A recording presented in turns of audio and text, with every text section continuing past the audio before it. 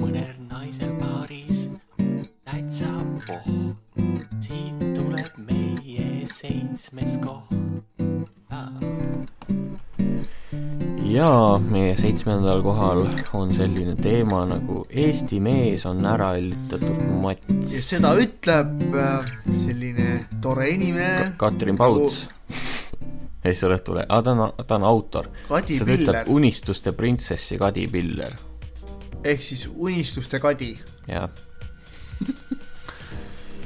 Oi, Kadi. Joh, majanduskriisi ajal sa laidad Eesti mehi. Kuidas niimoodi? Ja veel Eestis on vaata naistepäev, eks ole, värk. Meestel pole ühtki päeva ja tema tuleb ja ütleb lihtsalt, et Eesti mees on ära evitatud Mats. Ja vaata, kui näiteks tema tulevane mees on, ütleme läheb 20 aastat mööda ja mingi mehe omale. Ja kui ta loeb seda, vaata, et Kadi Piller ütleski, et tema naine ütles, et Eesti mees on Mats, vaata. See jätab maha ta kohe. Ja ta ütleb siin, et isegi Soome mees olevat parem kui Eesti mees. Aga kujuta ette, kui sul tuleb koju iga lõhtu. Kaži, Maisu, Virussa,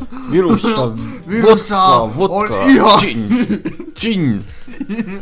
Ja siis mene Helsingi tuolla ei ole halba oluta. et seal on nagu selline teema läheb ka mängu, et ma saan aru, et Kadi on ise ka selline raskema kaalunaine, et sealt see Soome mees on see, et kui sul ikka mees peal on, kui sa ise oled selline suur naine, siis see väike mees ei jõua ju vajutada, suur mees ikka tuleb sul oma peki kõhuga peale ja võt sealt tuleb ka see ja siin ütleb, et pool aastat Itaalias elanud Kadi tõdeb, et seal kohtab tülgastama panevaid tüüpe. Aga näe, ta ütleb ka Itaalias on tülgastavad tüübid, et pealkiri on küll, et Eesti mees, aga siis äkki räägib Itaalias sama sitasti. Et ma ei saa nüüd aru. Ja siin on veel, et miks Eesti mees ei pinguta? Ühe sellise naise heaks oli Kadi laus tööle. What the fuck? Ta ei naeratanud kunagi, aga tema mees oli väga rikas. Neil oli garaažis 2 Maseratit.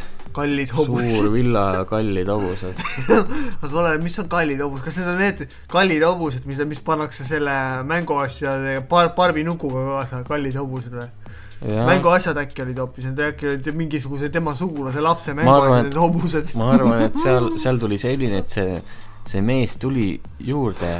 Kadi, tule ma näitan sulle oma jänkut.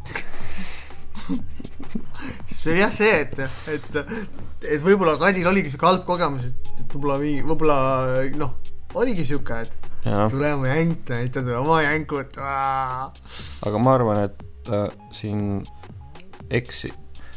alati on see suhete asi on selline kahepoolne. Et ega seal, ma arvan, et selle Kadil on endal ka mingid väiksed probleemid. Sestab Unistuste printsi Roberto Itaalia väritolu teda ei heidutanud. Aga näe, ei heidutanud, aga alles ütles, mis ütles. Et osad tüübid on Itaalias tülgastavad, on ju. Ja siis ütleb, et ei heidutanud. Aga tal on raha. Pole küll. Ja vaata, ta ütles ka tegelikult. Vaata rikas, vaata hobused, äkki on tal hobused. Saab koos ratsutamas käia.